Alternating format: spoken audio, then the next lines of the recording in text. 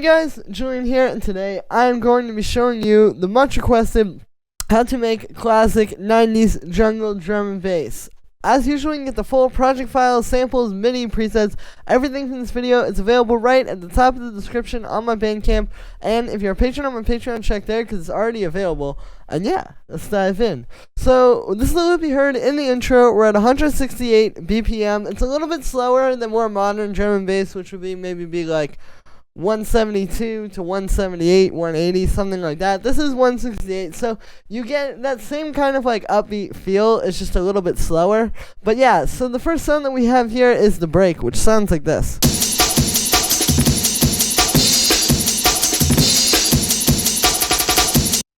So this is made using 2 layers. It's a compound break, so that means multiple layers. And what it is it's this amen break. And then I've taken the stink break here, and we just use the hi-hats. Or the tambourine, I guess you would call it. So yeah, I'll talk about the amen break first. This is, the iconic break that was used in a ton of drum and bass back in the 90s.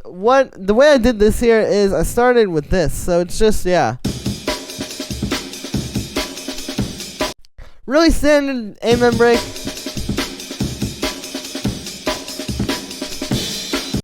And then what I did is I just chopped it up in chunks. This is the key to this type of sound, is that you just kind of take like little chunks. Like for example here we have this,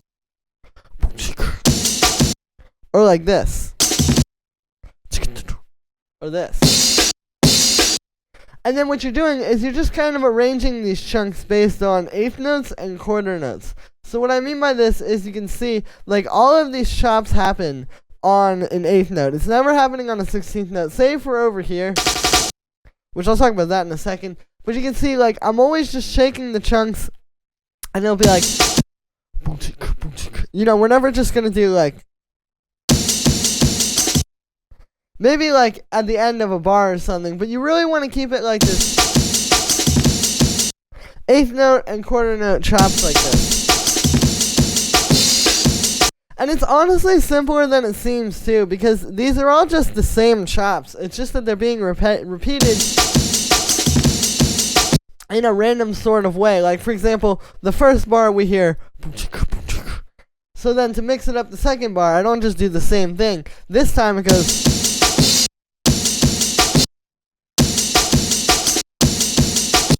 You see the difference there? So it's like, that's just kind of happening as a product of how you have it chopped up, rather than like actually having a million different chops. The way I would recommend doing this is, so you get like your amen break. So let's say we have this, I'll get it warped really quick.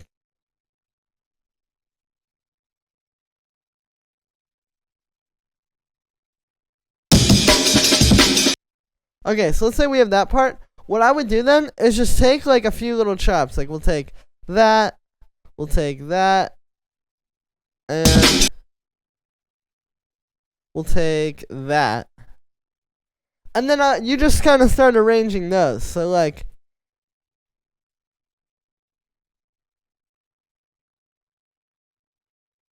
maybe here we grab like that.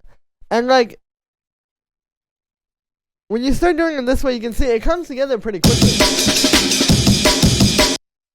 And that's how you get that kind of like more random, sort of all over the place feel with the breaks. The other thing is kind of chopping it to the bass line. Like, this is something I really noticed when I was checking out reference tracks for this and listening to a lot of these old 90s tracks, is that it's not just the fact that there's a break jumping around and there's a bass line jumping around and you're hearing those two separately. These things need to be playing like really together. So you can see, like, if I solo this with the bass line, it's kind of following the thing, like the bass is going boom, boom, boom, boom, boom, boom, boom. It's all kind of lining up there. You can see like this, there's like the boom, boom there. So like, it's partially the crazy break chopping and partially how it's all coming together to make the overall track.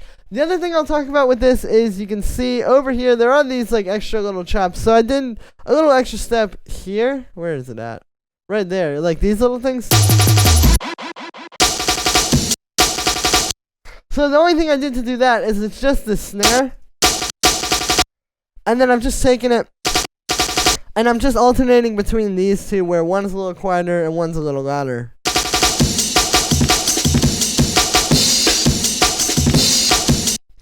And yeah, the other thing with this one is the pitching. You know, typically this would be pitched up because back in the day, a lot of times when they're making these tracks, and in general when you're making a drum and bass track now even, you know, like you hear this original amen break. It's a lot slower, and you have to pitch it up to get it in time. Like if you were working with a sampler back in the day, that's the way it would work, is you would just play a faster speed on the sampler, and then it would be in time with this faster tempo. Since we're kind of warping this a little bit differently, if I just put this on repitch mode, like it can have a little bit of trouble, so I just took this and pitched it up. And it retains that original kind of sound. The other thing is the processing with this one. So the processing is honestly pretty simple. It's pretty much just what you would think. So the first thing I have here is this utility converting it to mono. This is important because back in the day, they were sampling in mono. They just couldn't sample in stereo most of the time. And if you listen to this break, you can hear there's a lot of stereo stuff. There's like reverb on there. It almost sounds like the kick is panned a little bit or something. So I've just got this utility here, ready to start converting it to mono. This is also going to help with making the break hit hard because things that are stereo don't really have a lot of impact to them. Like if you think about what is usually going to be stereo in your mix, it's not going to be like the kick and bass line or like those kinds of things that need to be really powerful. It's usually going to be the more airy things like hi-hats and, you know, like bright synths, vocals, stuff like that. So if we want this to have a lot of power and impact, converting it to mono is a great way to go, and this also ensures that it'll work well in the club. Then I just have a bit of saturation. There's without it. And then with it. And then finally I just have a bit of EQ, just cutting out a little bit of mud around 310 hertz, you know, just kind of like leaving room still because you can see there's a lot of punch in the kick happening a little bit below that. But we're just cutting out a bit of mud, and then I'm boosting the lows and boosting the highs. So here's without this. And then with it. Very subtle, but just gives it a little bit more of like a boost. And yeah, and then we have the think break hi-hats or sort of tambourine shaker, whatever you want to call it. Which sounds like this. So all this is another famous drum break that a lot of people have used in jungle, in drum and bass. And then what I've done is I've literally just taken that, and I've just taken the little tambourine there. Like that. And then same deal with this one. Since it's being warped a little bit weirdly, if I try to repitch it, it would sound weird. So I just have it being pitched up a little. But yeah, really simple, but very important, because if I turn this off, so here is the whole mix with the stink break. And here's without it. Again, and then I'll turn it on. So although this is a bit of like a background layer, so to speak, it's adding a lot because it's giving this break a lot of like intensity and kind of sharpness by having that high end over top of the amen break. So yeah, it's important to layer something like this in there. Like when I was listening to tracks, a lot of times it can be tempting to just think, oh, it's just the amen break with a little bit of saturation, that's how you get the sound. But you need to try to combine these to really get the fullest sound that you possibly can. And yeah, and then with effects on this one, all it's going through is just a high-pass filter. And then this EQ8 here, which is just boosting the highs. And yeah, and then on the group of these two, I just have a bit of drum bus and a bit of EQ. So here is without these.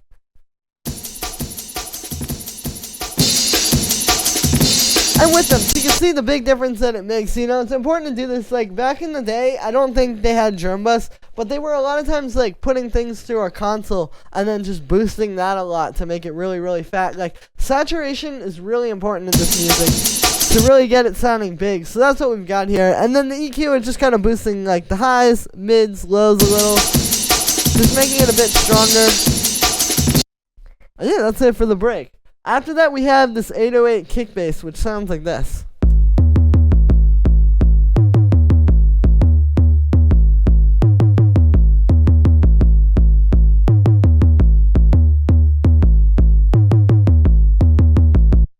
So what's happening here is this is literally just an 808 kick sample. Like, this is the sample that was used a lot to make the bass lines in this style.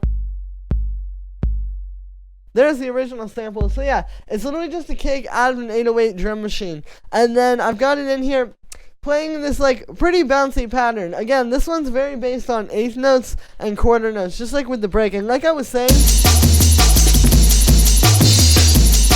it's all about following the dynamic of the breaks. So what's happening here is we're just bouncing between three notes. We have C here, G, which is the fifth from C, and then just another C up top. And what's happening is I'm using these to sort of follow the dynamics of the break. Meaning, like, when you hear the snare on the break, for example, how it goes from that kick to the snare where it's like, that kind of feels like low to high to me. So I have this bouncing up.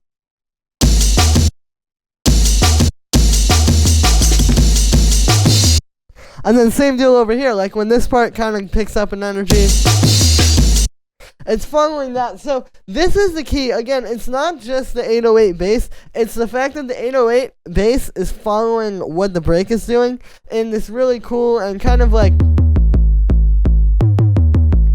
bouncy way. And again, it's really simple notes. Like, usually you just want to use your root note, the fifth, and then maybe an octave up from the root note. But yeah, and then, so like I said, for the sound with this one, it's an 808 kick, and then I'm pretty much just saturating it a little. So what's happening here is we have a saturation at the end. Here's without that. And then with it, you know, pretty essential to get the fat old school sound. And then what's happening is I'm actually compressing this just in the low end, going into the saturator. So I'll show you the difference. Here is with the compression.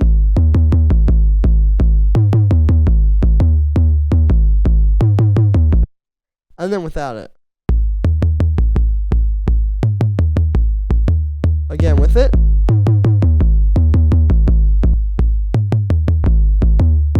And then without it. So the way I've set this up is just using an audio effect rack. We just have two chains. We've got this one, which is the mids and highs, and then this one, which is the lows. And so I wanted to compress just the lows because the way the saturation works is it's all about like how much low end you're putting into the saturator. That's how it's fattening up the sound.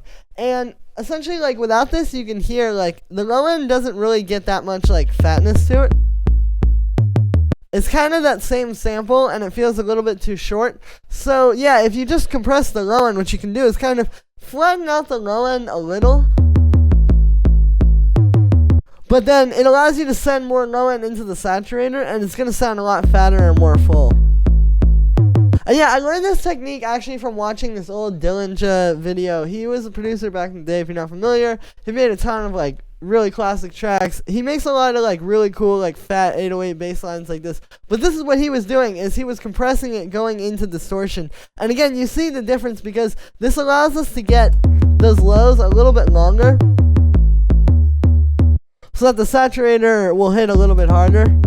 And yeah, I probably could have used multi-band dynamics as this, to be honest with you. Like, this is just kind of my way of doing it. Like, this is how I like to do it.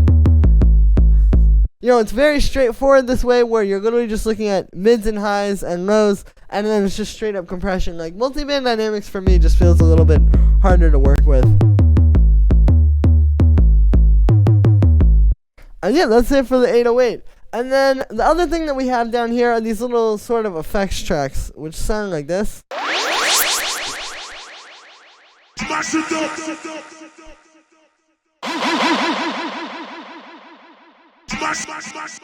So what these are just like these two different sounds here. Like, I have this little sort of like laser kind of sound, and then this little, I'll play you, sort of like, and then I've just got these on one track here going through a bit of echo, and then with the vocal sample here, and there's also a high pass filter, but then the vocal sample is just this sort of like, you know, old school sort of,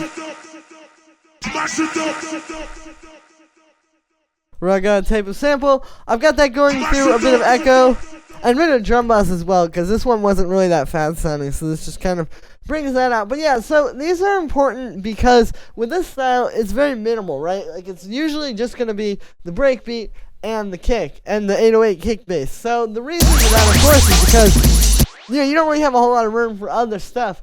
But if you just had those things on their own, it would be a little bit flat. So having like this laser and the little that and then the vocal sample, those are just as important as these main elements, because these are going to add like little interesting things that are going to happen and constantly kind of change and be a little bit different, while the bass line and drums are just kind of doing the same thing. And it's going to create a lot of movement and a lot of excitement in your track, and it's going to make the track move along a lot smoother. Again, like if you just have the bass line and the drums, maybe for like 8 bars that can work, but it's going to get really boring.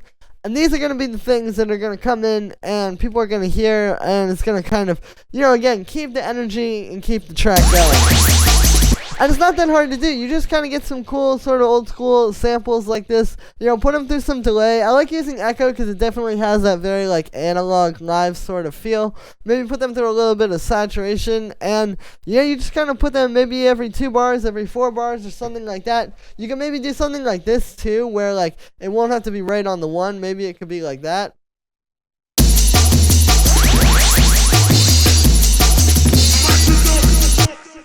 Just kind of doing stuff like that to make it a bit more exciting. That's what these are adding. And yeah.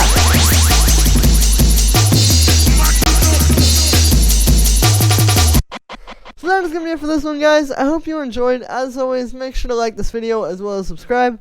And let me know what you think of this video in the comments. Like I said in the beginning, you can get the full project files, samples, MIDI, presets, everything from this video. It's available right at the top of the description for just $5 on my Bandcamp. It's a great way to support me. If you guys have been enjoying these videos, this is how I'm able to keep putting food on the table, so I can keep making these videos and teaching you guys all these techniques I have in my brain. And yeah, you can also get this on my Patreon. It's already available. Thank you so much, guys, and I will see you tomorrow with another video.